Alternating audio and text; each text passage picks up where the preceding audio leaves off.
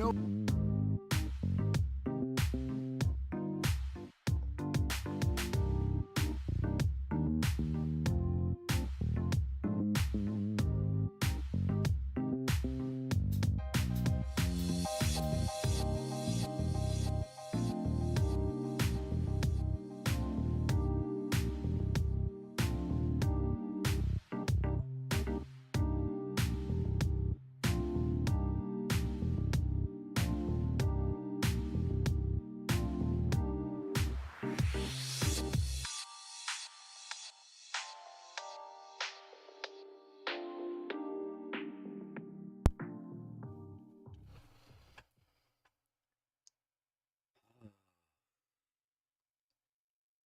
Hey, what's up, everybody? It's KillJS907, and I am a grumpy Raider fan. Welcome to another Sin City 7 stream. Who are the Sin City 7? Well, the Sin City 7 are pretty much a bunch of Raider fans decided to come together, talk about the Rares, and then we thought to ourselves, yeah, why not? Let's, while we go and hang out and talk about the Raiders, why don't we go ahead and also stream it just for kicks and giggles. So, the Sin City 7 is not like any other group that you guys can ever know about or think about. Basically, we are like-minded individuals, but we say things the way they are. We're not going to be taking a lighter trip into the dark side. No, we are strictly just dark side. We're going to call a spade, a club, a heart, a diamond. We're not going to pull punches back here. We're not going to be politically correct about anything. Not only that, but we respect each other. And we respect your opinion as well. Unlike some other Raider content creators out there, we actually respect your opinion. We're not going to put you down. We're not going to, just because we know some football doesn't mean that we are the expert like some other people think that they are. That's just pretty much it. So the Sin City 7 members are, you got Aaron the Q-Dog Raider, you got Tida Raider, you got Tyrone Graves, aka Roan Raider, or Raider Roan, I should say. You got Raider Root, you got Johnny in Las Vegas. You got man, oh man, Sugar Shane. And this is why I need someone else to do the roll call, because I just cannot remember who the other person is. Either way, I am KillJS907, the Grumpy Raider fan. Well, we might as well go ahead and get this Raiders recap underway. I'm sure one of the Sin City 7 guys are going to be coming in to help me out here. There we go. So as you can see, we have the Raiders against the Los Angeles Chargers. Now, this was a game that was going to help us possibly get ourselves back up and keep going in the fight. Honestly, I had us winning by a close margin.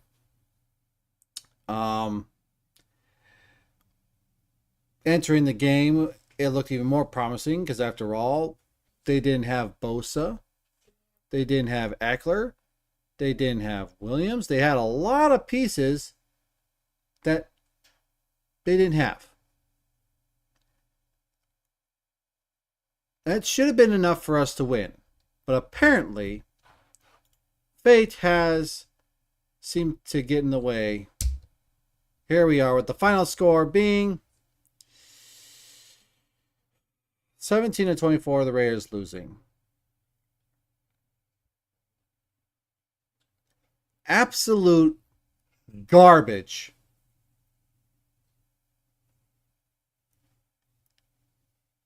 Now, granted, Jimmy Garoppolo was not in, so we had to start the rookie Aiden O'Connell. I'm going to give Aiden O'Connell some credit that he at least did something. But the other pieces didn't need to play like they played. So you have the defense and the offense committing penalties. Tillery's an idiot with that late hit out of bounds on Herbert. That caused him to be ejected from the game. That was stupid of him. Then you have Coach McDumbass, our coach, calling really, really dumb plays. We finally got the run game on point.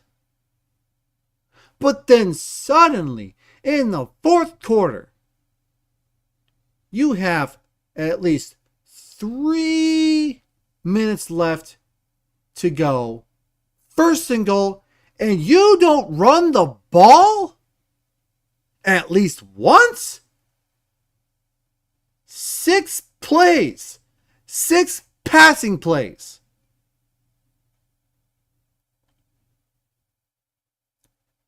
That makes no sense at all. 0 cents.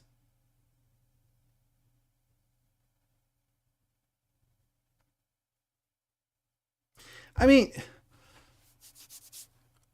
if the run game was actually working somewhat and actually starting to get going, I mean, it would, even if your run game was horrible, you at least need to try to run at least once.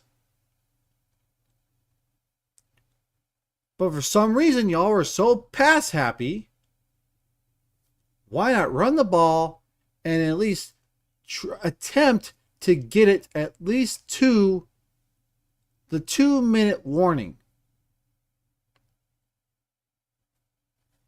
I don't get it. I really don't get it. We have another member of the Sensei 7 join us. But again, as I said, I don't get it at all. Why you would do something like that? With less than 3 minutes left in the game, all you should do, again, just hand it off once. Just to see if Josh Jacobs can at least get you even closer to the goal line. Then the defense will at least just guess. They'd have to guess on what you're going to do.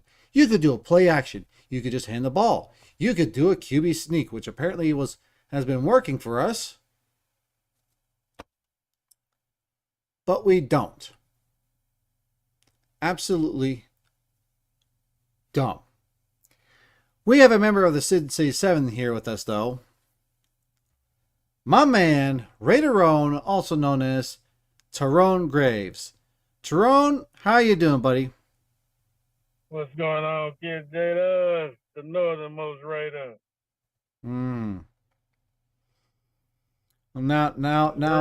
Now, very, very low Raider right now, though. A very low Raider fan.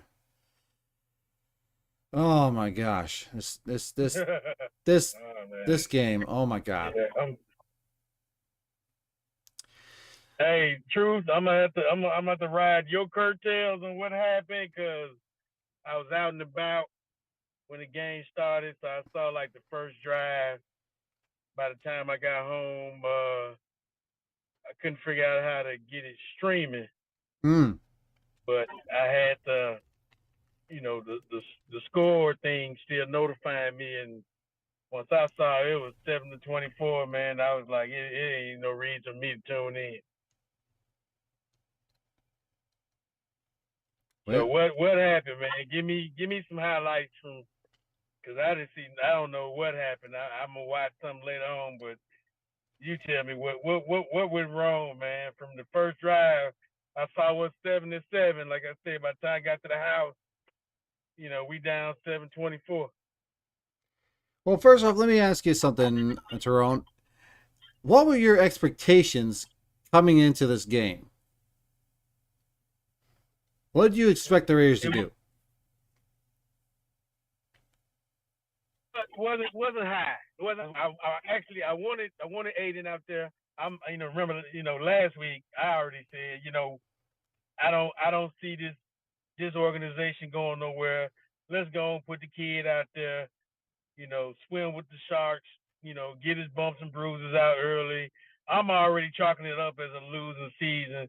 I think most people, the best I've heard was a 9-win. The worst, we probably won't even get 6 wins again. So, if it's gonna be mediocre and we ain't gonna win anyway, just let this guy go and get his reps in and learn the speed of the game, and we can see what we got. We know what Garoppolo has no arm strength, so that eliminates any deep game. So no defenses are scared of him going behind them. So everybody can push up front, which also eliminates the rushing game. That hurts us tremendously when the offense is supposed to be our bread and butter. That would really hurt. And when I heard that Nate Hobbs wasn't gonna play, I was like, man, the secondary already struggling as is. He pretty much the best player back there. I was hoping we could at least go lick with them, being divisional rivals. I thought with the crowd being mostly Raiders, that might give some spunk to some of the players. But I didn't, wasn't no high hopes on winning. I don't know. I don't really see us winning another game, man. This head coach he's awful, bro. This man does not know how to lead a team. It's just off. Well, what I can say is that, simply put, what I saw was the defense. They did what they could. Obviously, there were a couple of guys that were just being idiots. Tillery being one of them, of doing a late hit onto Jimmy Herbert out of bounds when he was scrambling. He got ejected from the game. So there's a key defensive piece that basically we need in. We can't be affording to have any defensive player go down or be or get hurt or get ejected, whatever the case is. The O-line was the O-line when it came to the run game, they were okay, but it just seems like the passing game and all that stuff, again, they're fine. It's just that they would always end up just giving a sack to Khalil Mack.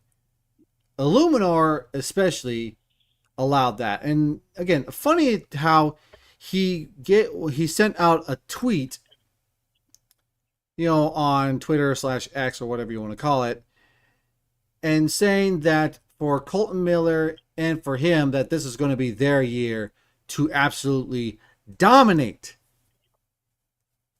And he has not for 2 games in a row. For 2 games in a row, he has not been delivering on that. Pretty sure he is he's probably leading in the most sacks allowed as an offensive lineman. So Khalil Mack ended up with freaking 6 sacks. 6. Damn. Oh man, I hate them payback games, man. I promise you, I do. I feel it feels every time we go against a team with a former Raider on their squad and a chip on their shoulder, they come out on top. But yeah, so you got that, and then of course, the boneheaded play calling by McDaniels, like, yeah, I expected Aiden O'Connell to make some mistakes, aka throw a pick. You know, the 2 fumbles he had, I expected him to do something like that. He's a rookie. This is going to be his first game in the big time. But still. Oh yeah. You say he threw 4? He threw one pick and then fumbled twice. Well, fumbled 3 times. Twice he got it was lost. Mm. But anyways, guys, we have an elusive man here. He is so elusive that we can only speak his name in whispers. Ladies and gentlemen, Sugar Shane is with us. What's up, fellas? How you doing, Sugar Shane? What up, brother? What up, my I'm brother? good. How's it going? Nothing much. That was pretty devastating, to say the least.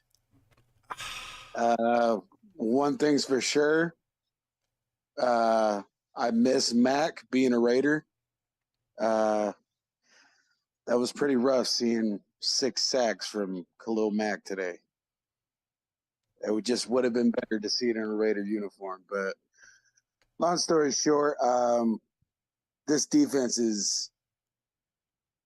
it's not good, to say the least. Like, I'm trying to keep it simplistic and short and simple, but it's like I don't know. It's like, when the offense comes on the field, we run into that brick wall of,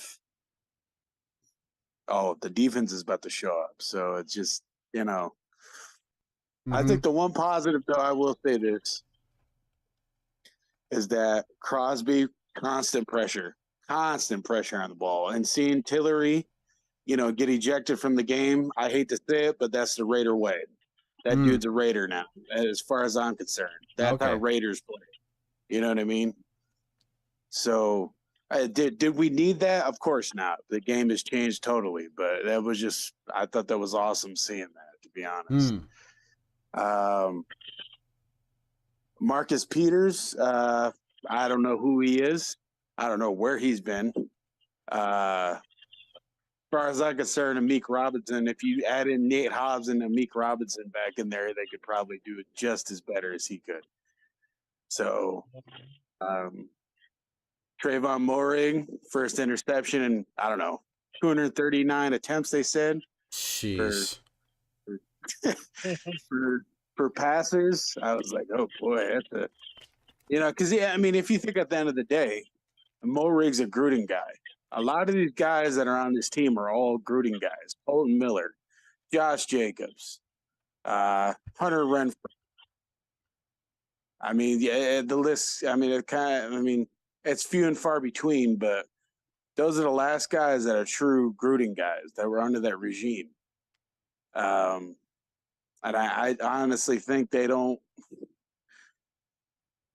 It's not that they can't thread their own needle, but I think in a perfect scenario, if you were to add in Gruden as a assistant coach, something like that, which I don't know. I've heard he's still in the building through his son, but the last person that said that was Chandler Jones' crazy ass. So, I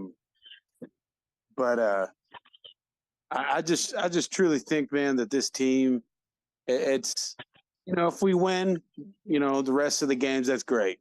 Is that going to happen? I don't think so. But whatever W's we get after this, it's going to be cool to see. It's going to be by luck. By luck. Yeah. Oh, well said, Sugar Shane. Sorry, I don't mean to go on a diatribe, man, but all good. Don't worry about it. But I want to say on your point, Shane, the guys you naming, the Gruden guys, tell you the truth, them the best players on the team. Colton Miller's the best offensive lineman. Josh Jacobs the best running back. Until I see another slot receiver do some other, Hunter doesn't even get a chance to get the ball.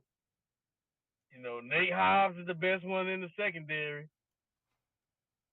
Moehrig, the vote still's out on Moehrig. I haven't really seen him do anything until that interception. he got today. Who else still out there? Yeah, Meek Robertson. It was almost like they kind of had him on the bubble from cutting him. But like you say, I feel he's one of the better backups out there. He's just a little guy. That's about his only fallback. Mighty And Mac. then of course we got Max, who's our best defensive player up in the front. So, the best guys playing are all Gruden guys. The problem. The problem is McDaniels, man. Whatever sugar, honey he poured in Mark Davis's ear to get him to be the leader of this team is not working on everybody else. Whatever magical flute he playing to make it look like he was gonna be this offensive guru, he was gonna change this establishment around. It's horrible, man. After okay, last year that was your debut season. We get that. Okay, we allow you see what you need to put here and there. But now your second season, you're worse. You falling backwards.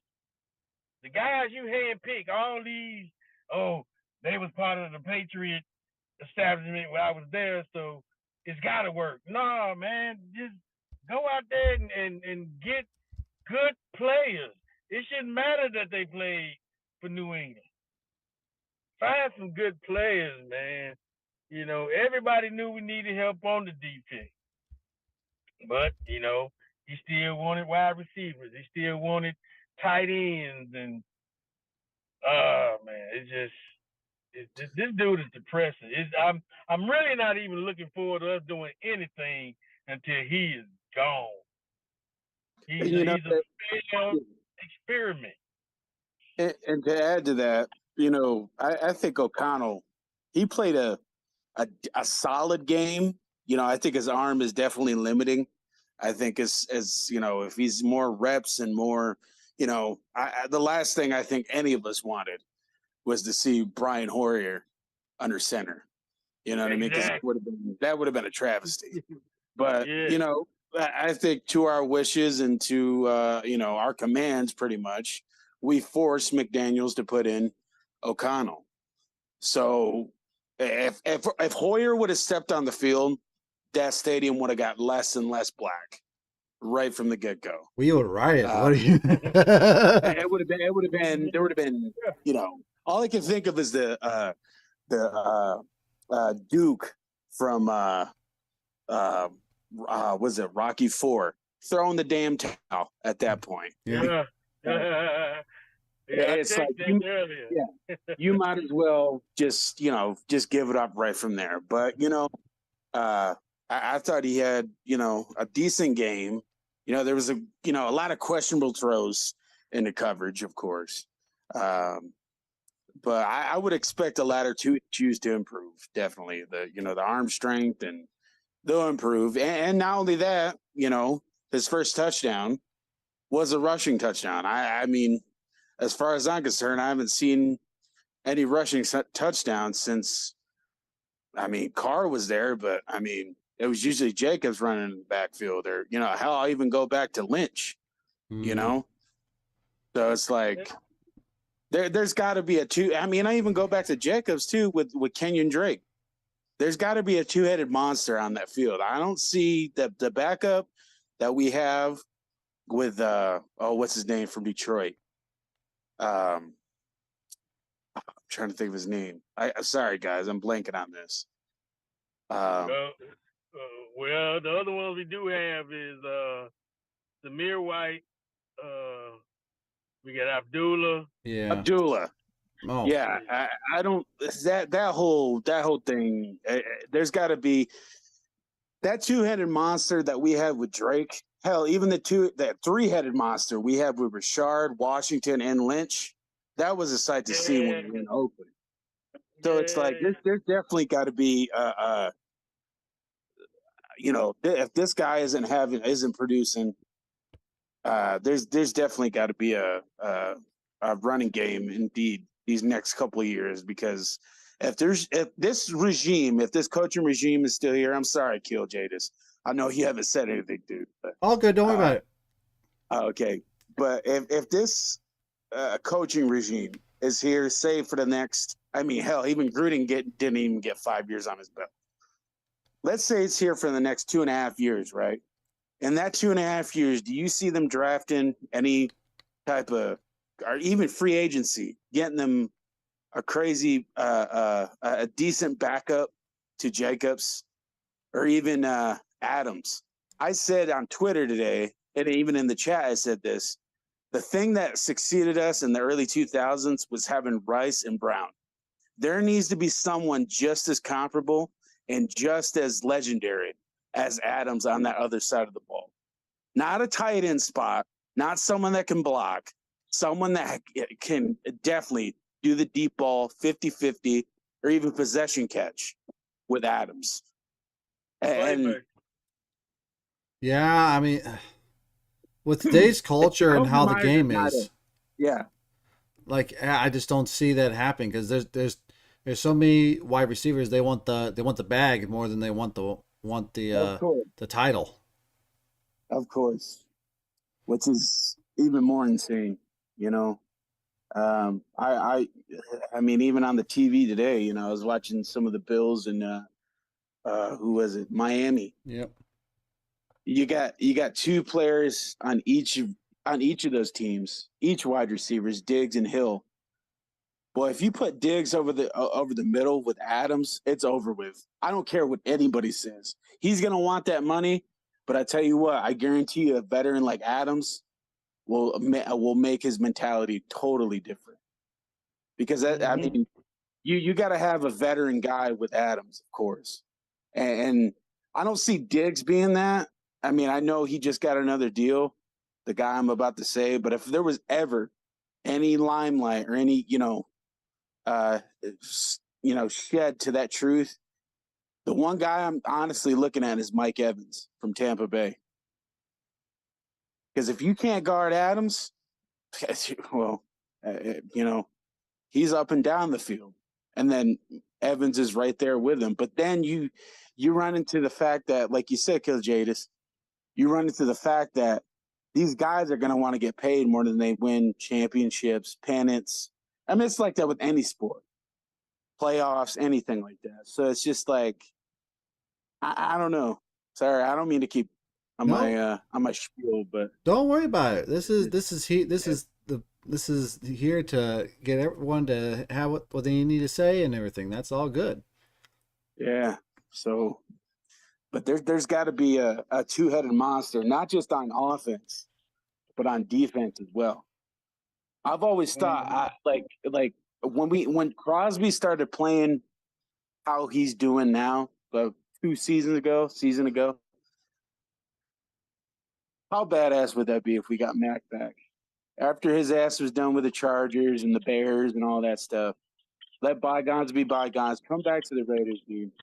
I wanted him to. I wanted it to have Khalil Mack and Max Crosby together.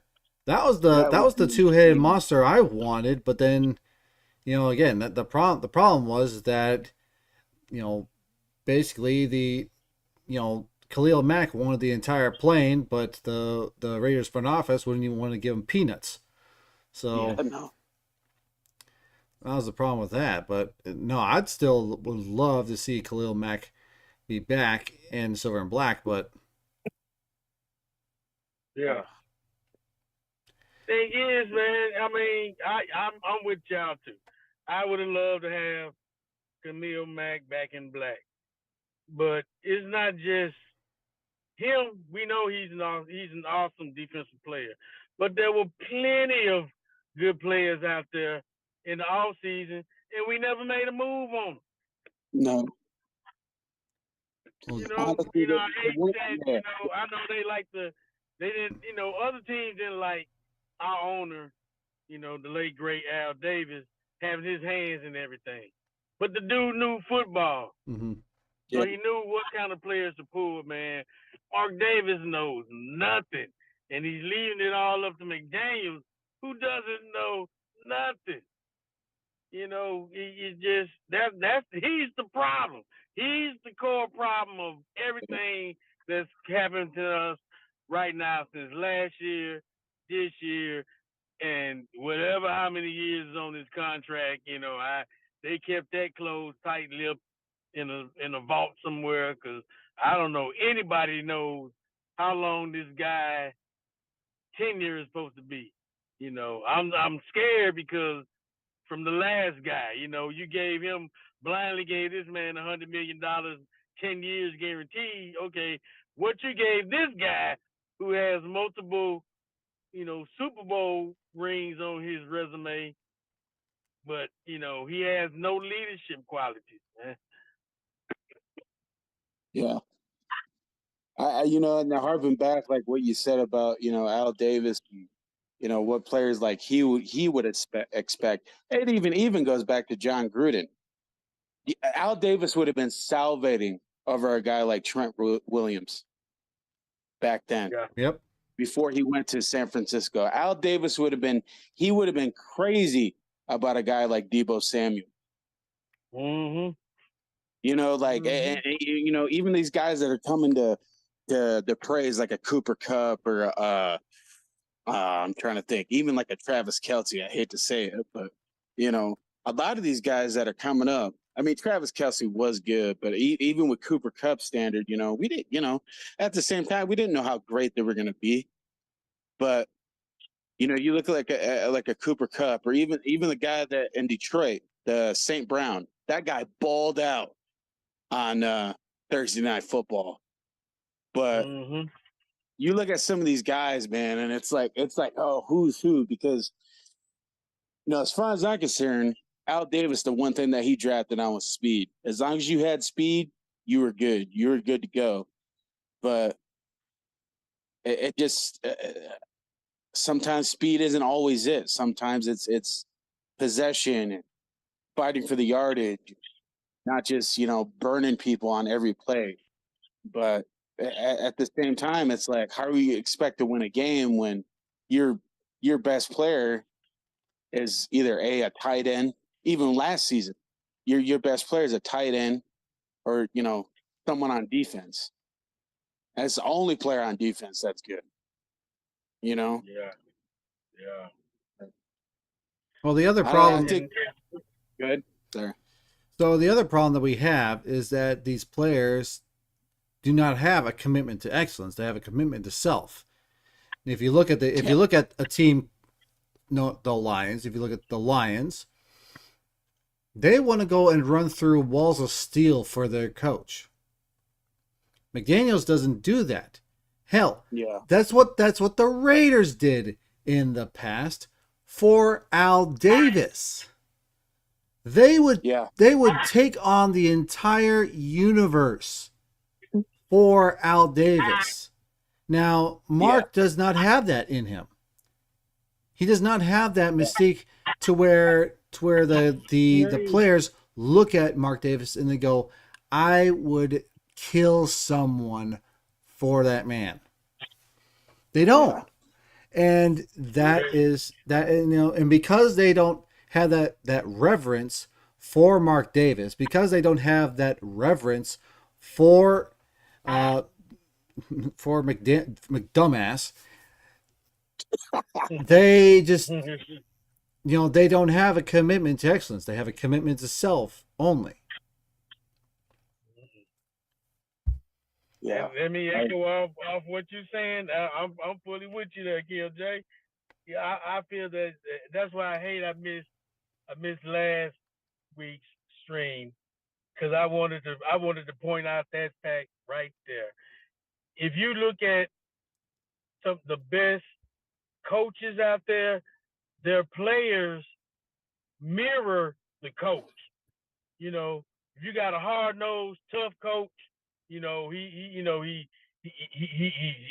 stands up tall, chest out. The players they're gonna mirror that. They're gonna mirror that on the field.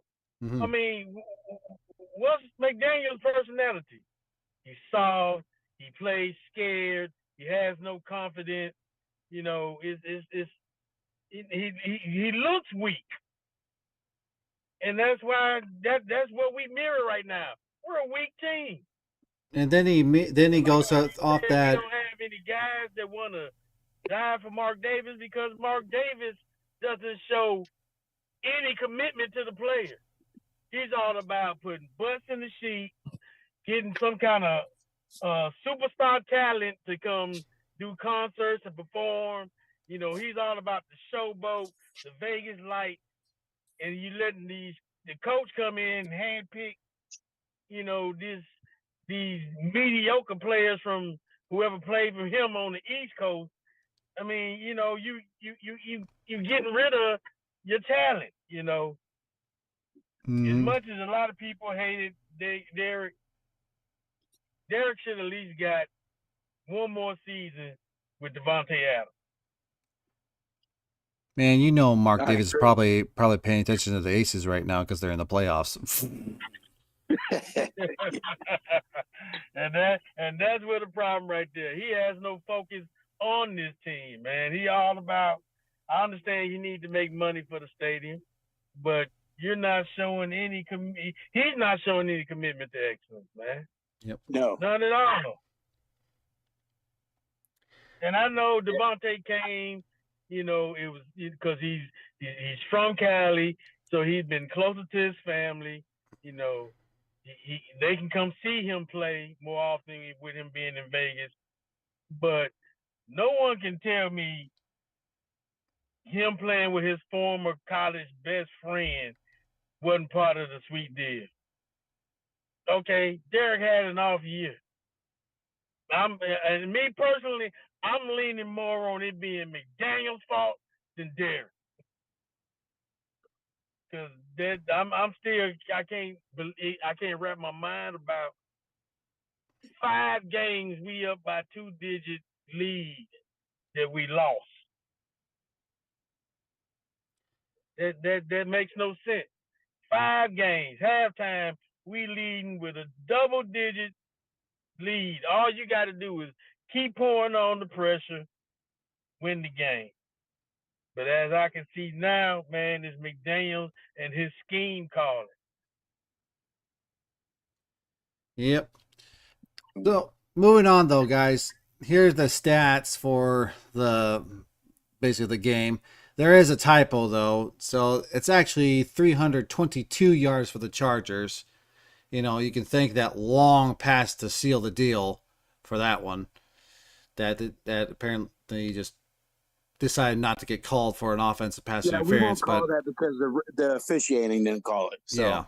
Yeah. We don't. I ain't gonna say anything. Woulda, shoulda, coulda. We should have tied the game up instead of passing it for 6 consecutive times. But anyways, the passing yards though is the same though. 167 for the Chargers, 238 for the Raiders.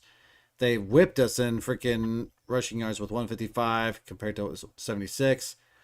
4.8 yards compared to 3.8. The turnovers, there you go. I mean, 1 interception, and then you got the 1 interception and to 2 fumbles. Time possession, surprisingly, we actually had the most, 32 minutes and 51 seconds compared to 27 minutes and 9 seconds for the Chargers. And of course, as usual, we seem to lose out on penalties, 9-4. Any thoughts on the stats at all? Well, I will say this. I think the turnover ratio can be attributed to, I don't know. It seems like every time we go to LA and they recognize it's our home, it's one of our homes, that we get penalized the most. Because you look at last year and even the year before that, it just seems like they have it out for us. And it's always felt like that, but even more so in these past 5 years, since Rivers left and they got Herbert now, it feels like even more. Like I don't know. It just it doesn't. I mean, it doesn't sit right with me sometimes when we face the Chargers. It's even like that with Kansas City. You know. Yep. Well, again, do you have? Because like I told you, I didn't see the game.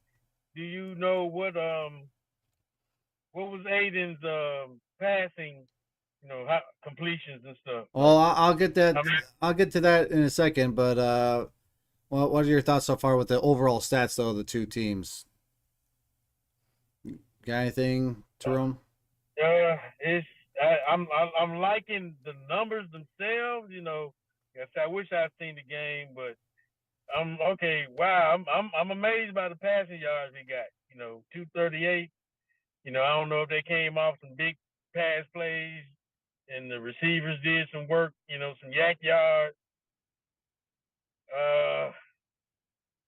The run game, man. I'm just like it's like Sugar Shane was saying, man. Yeah, we missing that two-headed monster. Mm-hmm. We know Josh can do it. We know Jacobs got it in him. Best rusher last year, Mm-hmm. but he has nobody to complement him. We got 4 other running backs on the team, and all of them together, it can't even equal up to one Jacobs, and that's the problem. There's nobody to relieve him. If we take him off the field, no team is threatened by the rushing game. That's a major problem. I don't know. Like I said, McDaniels picked Zamir White. I don't know what he saw that what he's waiting on, what he thinks this dude's gonna turn into, but it's not happening.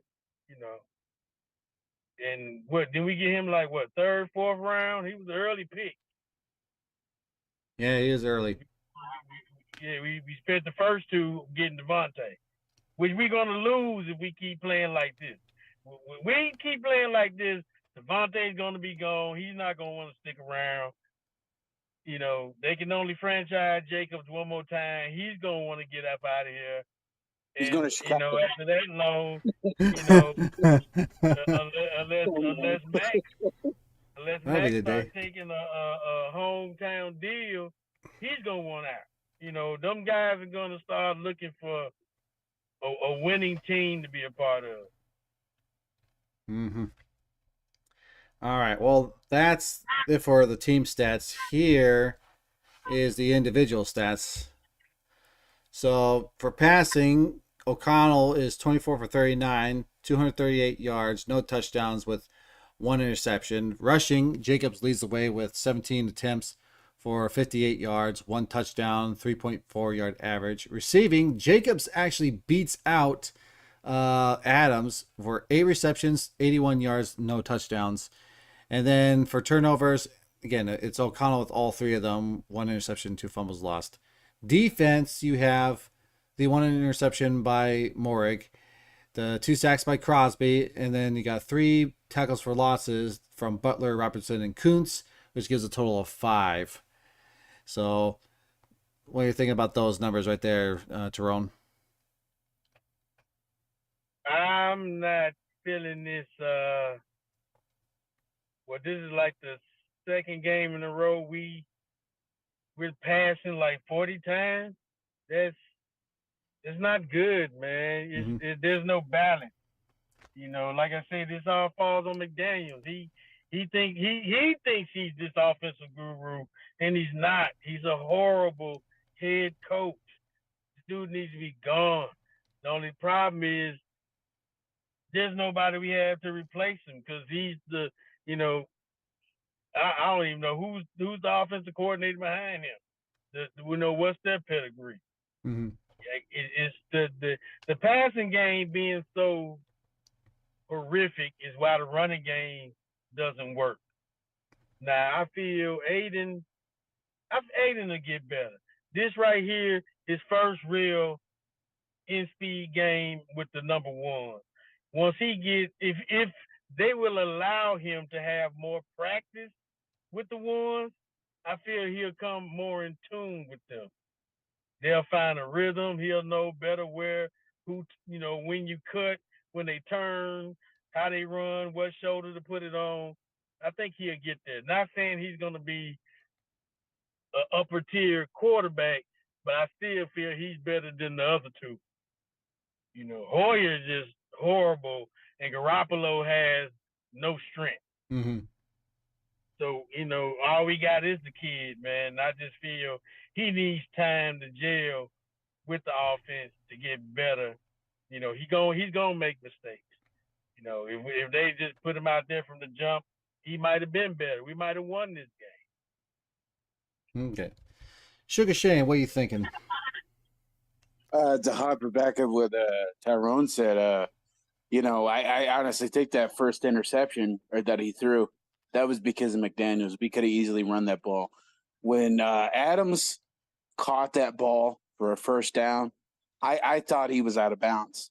And then they replayed it. I mean, hell, you even saw the coach on the Chargers ready to throw his challenge flag. And I thought he didn't catch it. And then all of a sudden, we try to sling it right back to either Adams or Myers, which were totally, at least Aiden O'Connell thought they were in man coverage.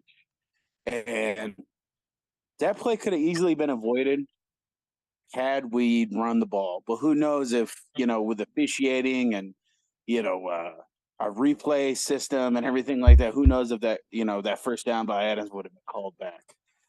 Second of all, I will say I was pleasantly happy to see Malcolm Koonce kind of sneak in there a little bit with Crosby, because as far as I'm concerned, he was supposed to be our replacement to Mac. Both are from Buffalo, or went to college in Buffalo.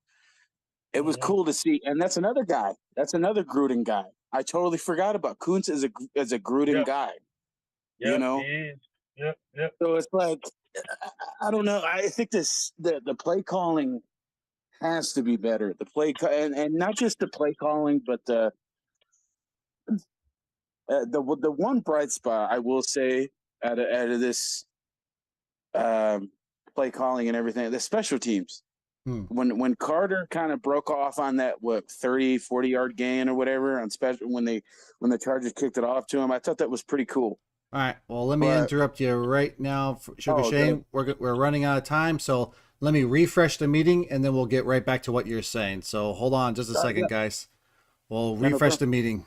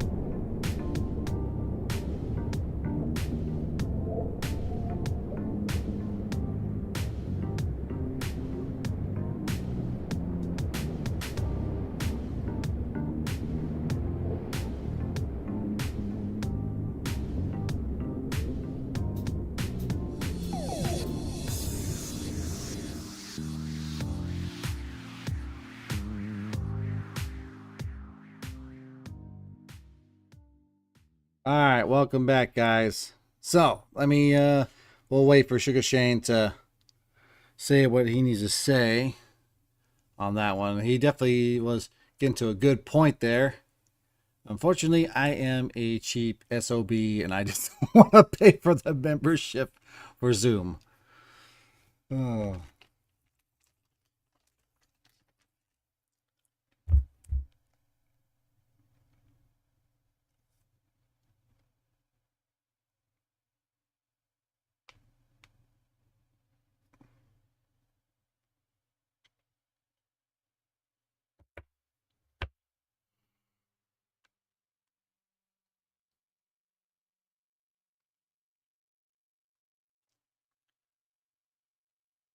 All right, there we go.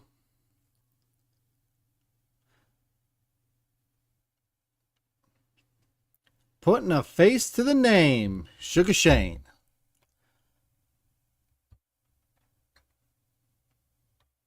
Right, can you hear us?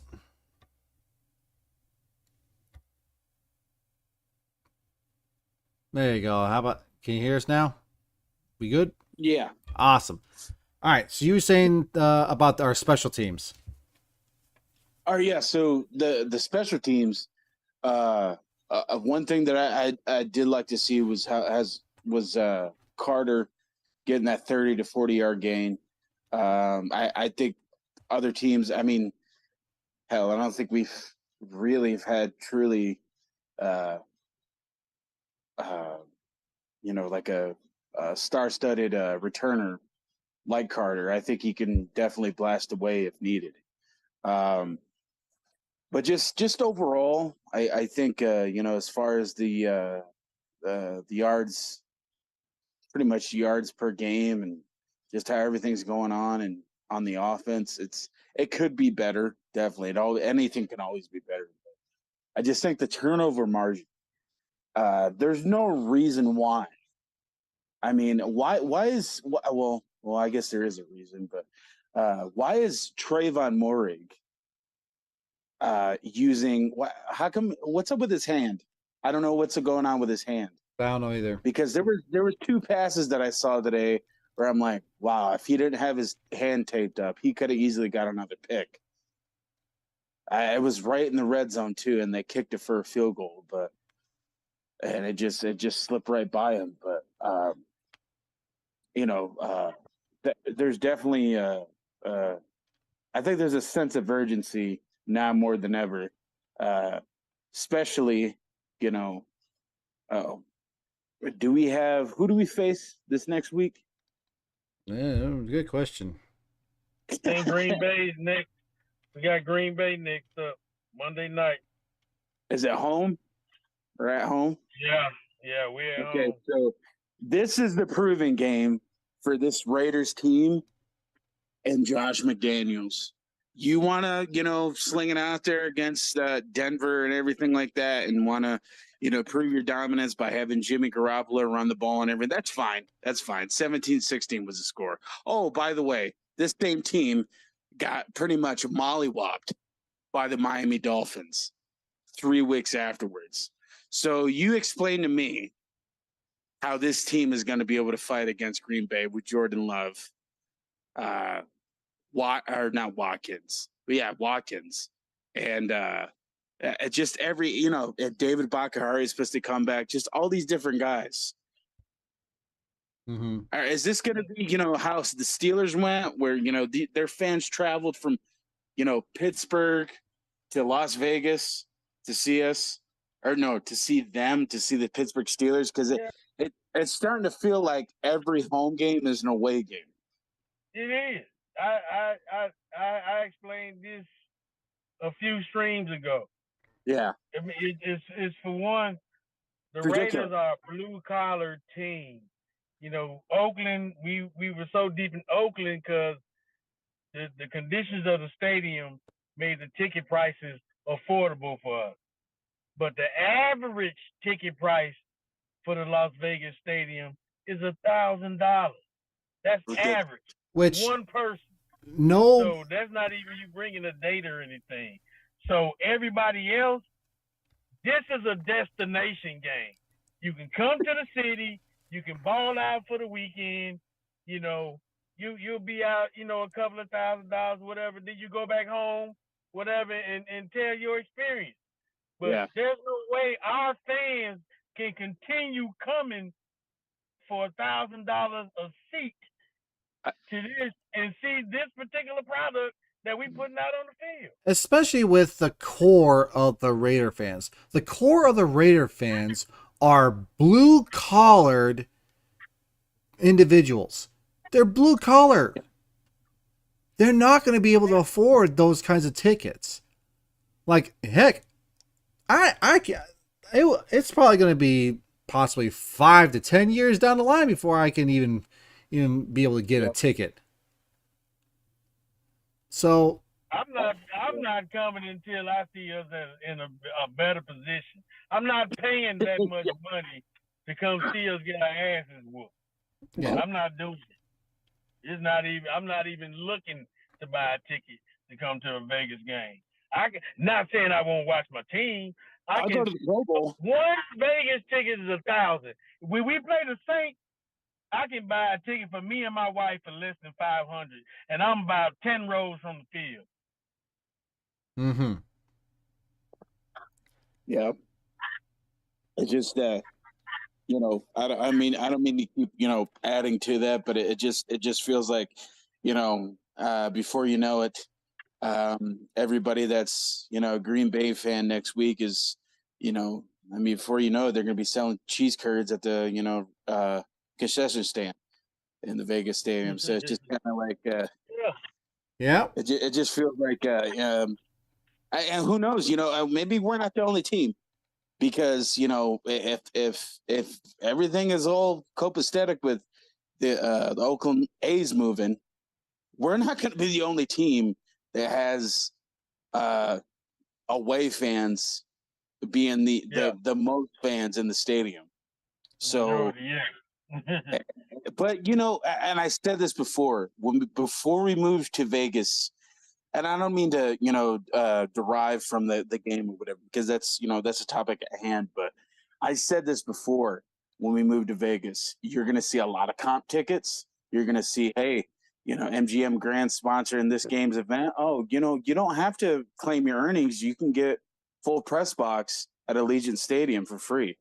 We'll keep your winnings or whatever, but you got tickets for this week's game and next week's game. So it's like, it just something doesn't sit right with me.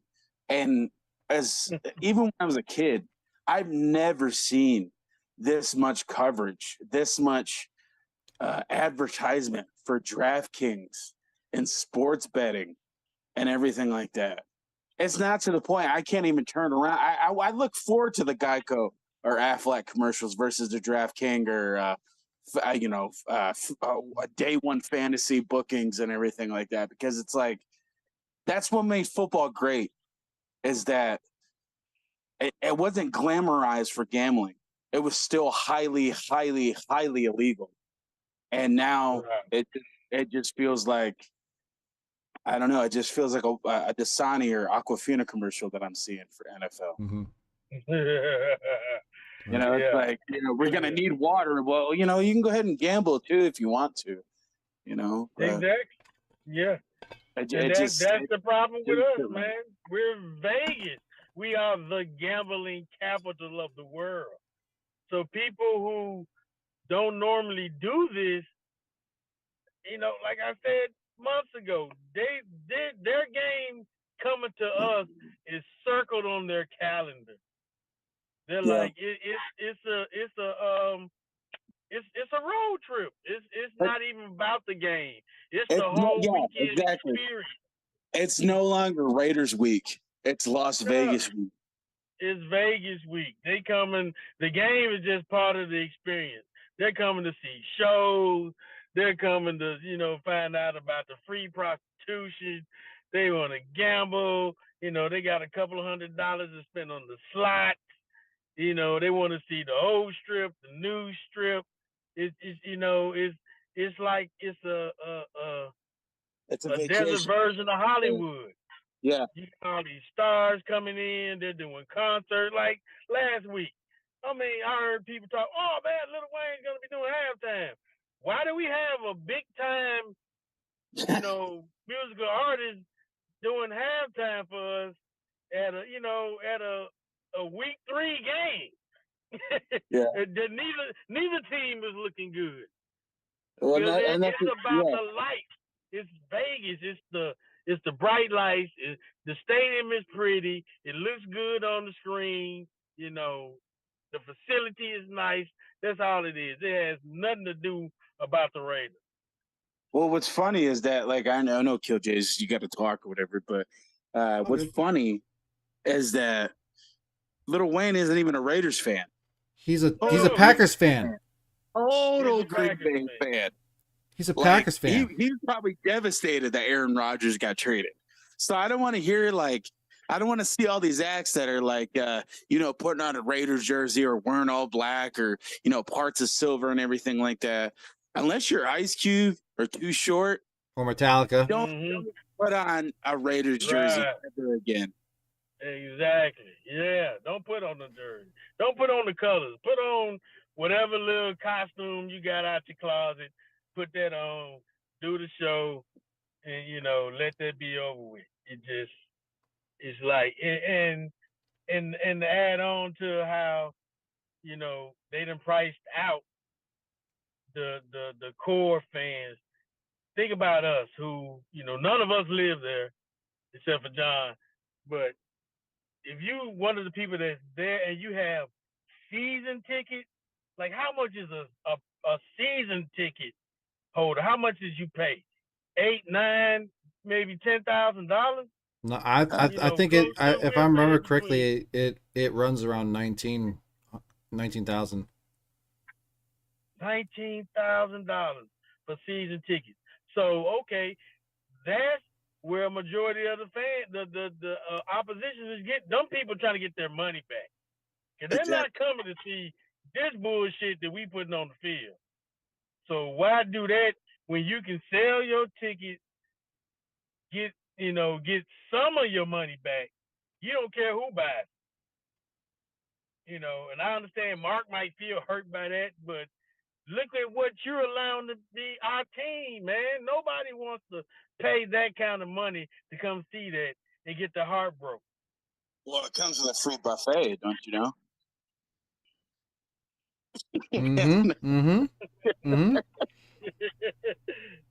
Free T-bone steak and everything. Maybe some sweet potatoes. Who knows? Yeah.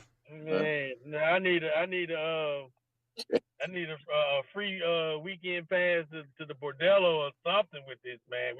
It needs to be a lot of compensation coming with those season tickets, man. Yeah, there'd be shop. Yeah, you need I need to be put up in the best hotel, a penthouse suite, all that, I better be having. I better be having dinner with freaking Raider players or Raider alumni or freaking Hall of Famers or even the owner. So I can look at it. So I can look at him dead in the face and just. I want to bump Mark on the elbow and be like, "Hey man, pass the pepper, man. I need to season this up some, man. Your steak good, mine's a little tough. I'm gonna send it back to him, fix me enough." At that rate, I need dinner with Lyle Zato's ghost. Yeah.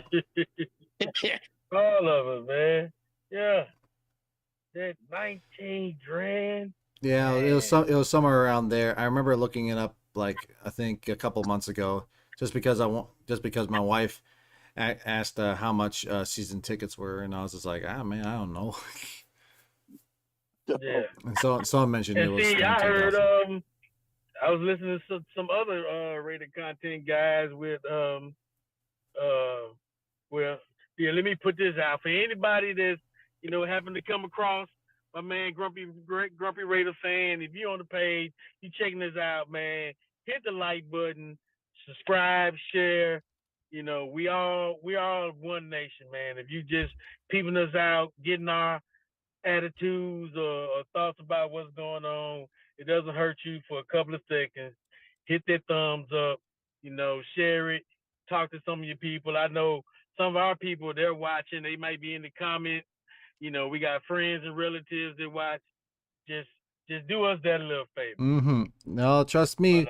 Trust me, we got at least two that decided to pop in and comment. There's this guy called SoCal Slime. He says GG's with 2 thunderbolts, so you can guess what kind of a fan he is. He long gone though. And then of course we have the ever lovely, the ever fantastic Ebony Graves, who says, "Hey family." Yeah, she's feeling on a high right now. She got her first win today. We got family up in Chicago. That, Mhm. she told me something. She said, I think our cousin up there. She was like, I have no words to describe my Bears right now. And my wife texted back, I do, loser. Because you know she's a Bronco fan, so she had to throw that in her face. But hey, that was one game I was considering going to, because I have family up there, and I'm like, yeah, that'd be lovely. Get up there, go, see my family, go to the game, experience. But I'm not paying for no ticket to see us play like this. Nope. It's gonna be bad enough. Like I said, I can take a loss. I don't want to take an ass whooping. If I get up there and we shit the bed, man, we just look horrible. You know how many family members are gonna throw that in my face the entire time I'm up there? Monsters No, at man, I Midway. can't be it. Oh, boy. And I'm not a flyer, so I drive up there. That's a 10-hour drive. That's a long 10 hours back, just mad on the highway. Mhm. And hey, I gotta think safety first, man. Yeah, for sure. yeah, if I have money to blow, then yeah, sure. But the only thing I'd be doing was checking out the special teams, is what the stats we have here. I know you're talking Okay. about that, Sugar Shane, but here is the Love 'em. special teams stats. So The DC man- we always needed, Daniel Carlson. yeah, the man, the myth, the legend, Daniel Carlson, 1 for 1. His longest was 22. Extra points, 2 for 2, which means that's a total points of 5. AJ Cole had 5 punts, 53.8 yard average. 3 of them were inside the 20. That's something I want to see. I want to see at least 50% of his kicks inside the 20-yard line. His longest being 70 yards. Carter, as you mentioned before, Sugar Shane, had that long, beautiful freaking kickoff return for 40 yards. That was awesome. And then, of course, then he follows it up with a punt return for only like 1 yard. No, buddy. Oh man. No. Cause see, that's another thing that burns me, man. To have the reincarnation of Sebastian Janikowski on the team. We know this guy. He's good for 60. He's good for 60, man. And that's in a desperate moment. So you mean to tell me we can't even get close enough to, put him in a 40-yard range? So, I like AJ Cole, but I don't want to punt. I don't ever want to punt. If we can't get in the end zone, I feel like we should at least come away with 3. And you're telling me we can't get this guy no more than 1 field goal? Yeah. I would dare say within the next couple of years, you see one of those guys being in the same shoes as a Ray guy or so. Man, he's good. I tell you the truth, I hate we got rid of Marquette King. I understood it. Gruden came in and I guess Marquette was too much of a clown for him. Yeah, he don't want all that practice too much for a punter. Yeah, he picking up yellow flags and throwing them back at the ref and riding the horse against the Broncos. He was a little too flamboyant to just be a punter. Nobody's used to a punter doing all that. But the dude could punt his ass off. He was a reincarnation of Ray Guy. Yeah. Man, Marquette kept putting that thing within the 10-yard line. It was either in the 10 or back further. And then you saw that one time we had to rely on a fake punt. We found out, this kid can run too. He had speed. Mm-hmm. It's just that Gruden didn't like his personality, so his soon as he came in the door, the first thing he did was get rid of Marquette King, followed by Khalil Mack. Then you come up behind that with Amari Cooper. Now, Amari, I can understand. Amari kind of got an attitude problem. He really acting like he didn't want to be here. So, hey, go He's somewhere a else. Bama boy, so, you know. But King and Mack, them two we should have kept. You know, find out a way to negotiate Mack's contract so, you know, we ain't spending all the church's money on him.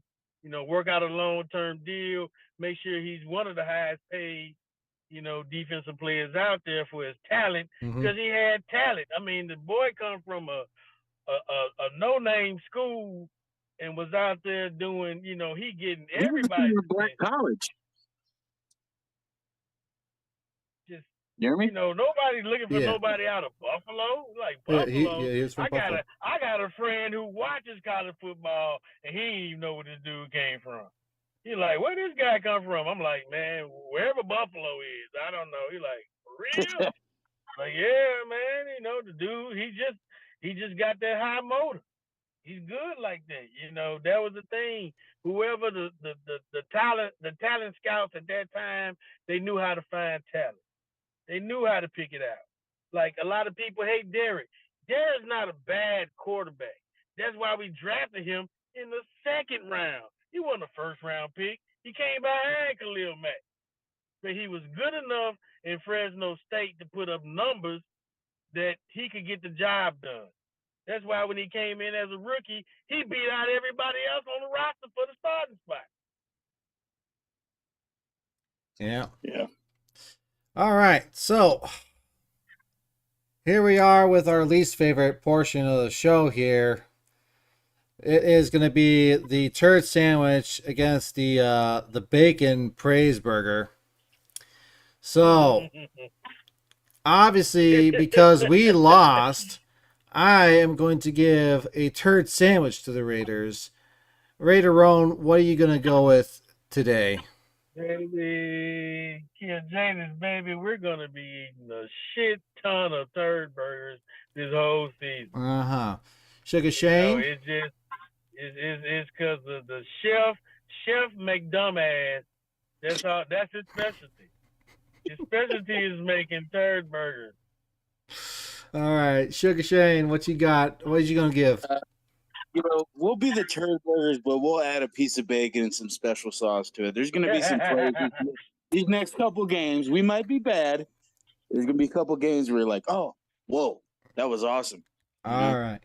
Okay, so let me go ahead and address the so it looks like all of us are gonna go with turd sandwiches today. So for the audience that are watching this, what is a praise burger? What is a turd sandwich? Well, it is a form of managerial way of doing things. So let's just say you have a coworker or you have a loved one or whatever, and they're doing something that they need to improve on.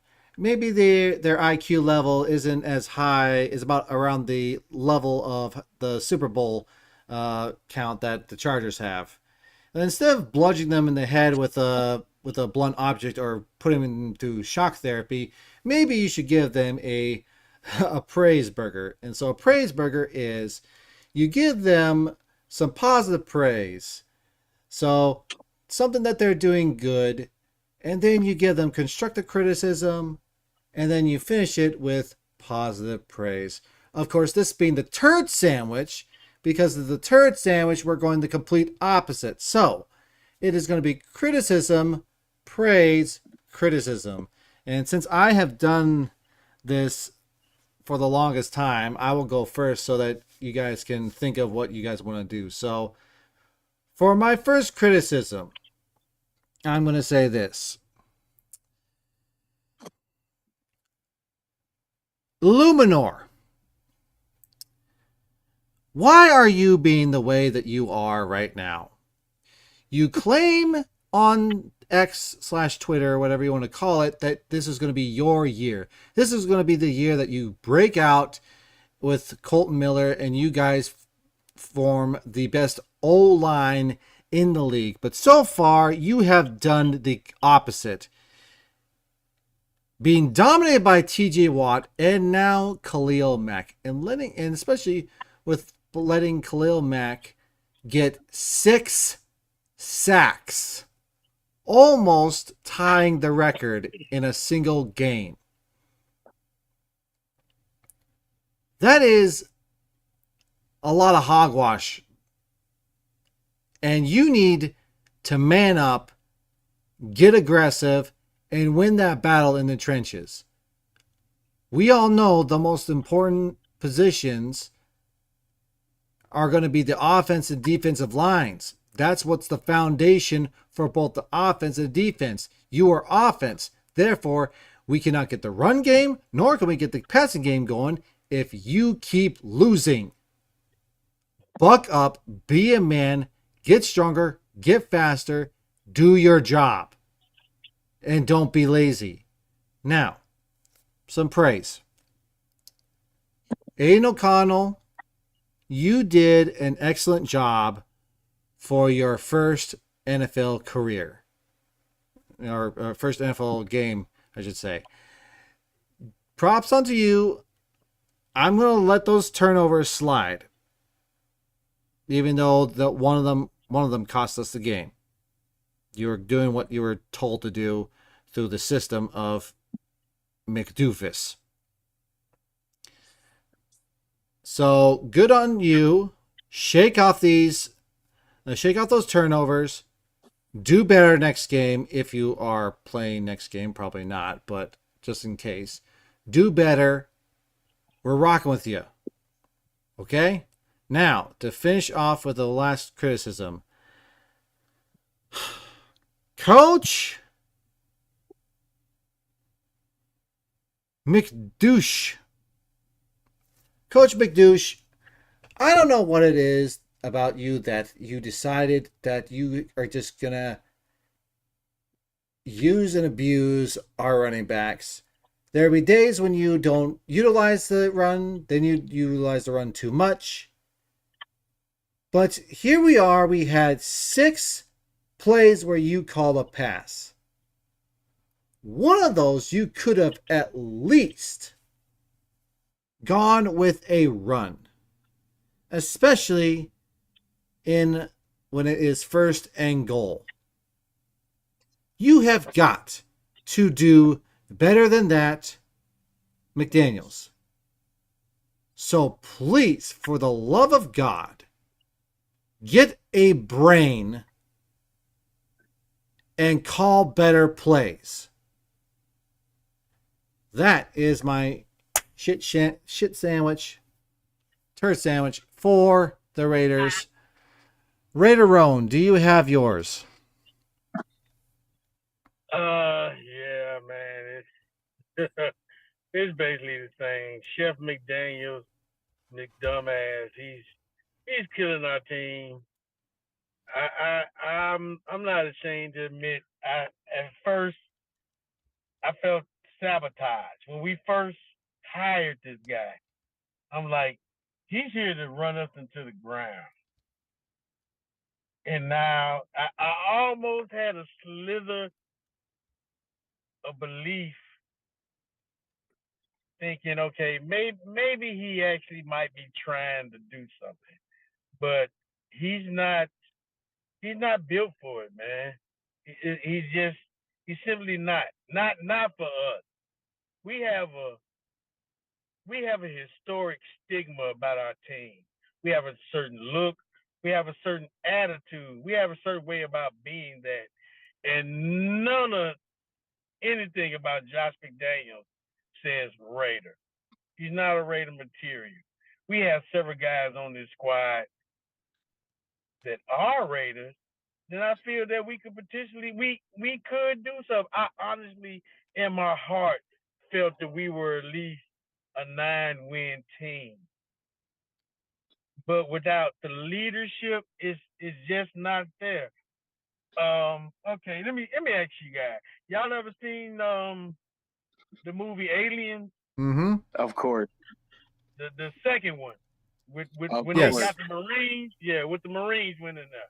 Yeah. Remember when they got to the planet and they all went inside, not knowing what's going on, and then when shit started popping off, the dude that was back in the tank with Ripley was sweating, and he was like, I gotta call him back. I gotta Capone. Well, somebody respond.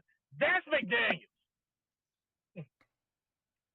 That dude is McDaniels, and the Raiders are the guys that are inside there, don't know what's going on. We're getting attacked left and right from the ceiling, getting eaten, chopped in half, acid blood in our face, all of that. We need us a Ripley, man. Mm-hmm. Yeah. Oh yeah. All right. So that's your. If we don't, it's game over, man. Game over. Mm-hmm. Game over. So that's your one criticism. What's a positive? My positive is if we can find some way to turn the play calling around. Devontae's a top receiver. Myers is a good second guy. Get Hunter involved somewhere. We got good pieces. Jacobs, we already know, leading rusher last year. On the defense, Max needs help. Hopefully Hobbs can get back healthy, get back out there, do what he do. We thought the offense was going to be the more positive side, but the defense been, they've been all right. They're better than what anybody would expect. So we could just get the offensive side of the ball to do what we all expected them, which I feel shouldn't be too far from last season. Mm-hmm. I mean, basically the offensive line is the same except for Van Roden. He replaced the guy, I believe, but everybody else was there last year. So why the offensive line is not doing what they should do, I don't understand. That to me, that's got to be play call. All right. So receivers, they're top grade. Okay. And I wanted to ask this earlier when you was talking, because you watched the game. I mean, what's up with the tight ends? Why aren't we getting any of them involved? That's a good question. That's a question I can't answer, dude. They're just not being targeted. Hooper had a They're catch. not being targeted. Yeah, like I say, I didn't see the game, so I don't know if they were targeted or not. So Hooper was targeted once, I think. Targeted? Hooper was targeted, I think, once. And see, that's a problem, man. It's like this guy doesn't realize everybody's watching us. Okay, they're either going to Adams or Myers. So you eliminate those two targets. Okay, now what the Raiders are going to do? Because that seems like the only two people we're going to when we throw the ball, Adams or Myers. And if it ain't them, we're trying to dump it off to the running back, who more than likely has to be Jacobs. Because if he's not on the field, nobody even feels threatened. We're supposed to be an offensive, not juggernaut, but we should be competitive with some of the top teams in the offensive, category. We should be at least on an average, scoring 24 points. And we struggling. We got 7 until we in garbage time in the fourth quarter, and now with the other teams get off the gas, now it looks like we know what to do. All right, so let's go ahead and Sugar Shane. Let's go with a criticism, positive, praise, then criticism. What you got? Is there any way I can triple decker this for Big Mac stuff? You can if you can make it quick. Make it quick. Okay. All right. The top of the list, play calling. That's the bun that. Oh boy, why did we even put this out? On Sunday or Monday or Thursday now. It's why does this play calling exist? So the accoutrement, the lettuce, the sauce, you can get fancy, adding tomato or something like that, maybe pickle, with the burger. That's definitely Josh Jacobs and Aiden O'Connell. This we talked about 1-2 punch earlier about there being a need for that, and I honestly think Aiden O'Connell, he could honestly, if he builds on it, he could be play action menace. You know what I mean? Mm-hmm. So I truly think Aiden O'Connell, he's got the speed that can be there. He's also, if he works on his repertoire, whatever, his throwing arm and everything, his strong arm and everything like that. Mm-hmm. He could be something deadly. And then for that middle bun, oh boy, that offensive line. That offensive line is something not to be decorated about. It's one of those things that we turn away and hope that the quarterback or running back can run down the field with, or lob it up for a pass. Go, Kenny Stabler. But and then that other Patty, we'll go ahead and say that I loved Crosby during this game. This guy, a 10-yard sack. He was rushing Herbert. I mean, hell, he injured Herbert at one point. And Tillery, even though he got called out of the game or whatever, but that's Raiders do what Raiders do, but and then that last bun, this is kind of, not curtain jerking, but definitely a curtain call. I feel really bad for Adams. I feel like, not to harper back what Rowan said, but that one scene in Platoon where they leave that one POW behind, I feel so bad for Adams. Mm-hmm. Adams, much more. Shout out to William Dafoe. He is, he is much more than what this team is capable of, and I just wish we kind of gave that all to him. I mean, technically we did at first with Derek Carr, under center, but we know what happened with that. So there is a turd involved, of course, to this burger, but at the same time, it feels like that last bun or that last little piece of bread that you got at the bottom of the burger sandwich that you got. It just feels like that piece of bread that is the top of the bread and end of the bread in a whole. You either throw it away or you cherish it because, that's the first slice of bread, So it's like I feel really bad for Adams. And he said he wants to be a Raider he wants to retire as a Raider. He said that. And I just think that we gotta cherish that. We gotta behold that. But we all know what happens to people that say they want to be a Raider for life. Okay. So, yeah. All right. Well, we have reached the end of this show and everything. Sugar Shane, less than 20 seconds. Do you have any final words? Let's melt some cheese next week. Why not? Let's go out there. Let's flip some wigs back. Let's go ahead and get Crosby going. Get Kuntz out there for once. Let's get this tight end set, formation going with Mayer and Hooper, like Roan said. Let's actually make our Las Vegas crowd happy that we're sending home away people. All right. We're sending home some cheeseheads. Jerome, less than 20 seconds. Go.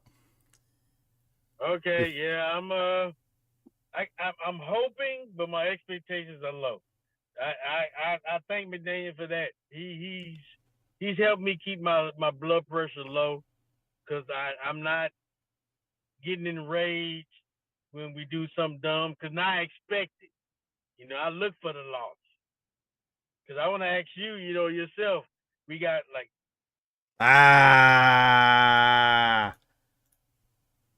it ended. It ended. Golly. Well, that's how it be, guys.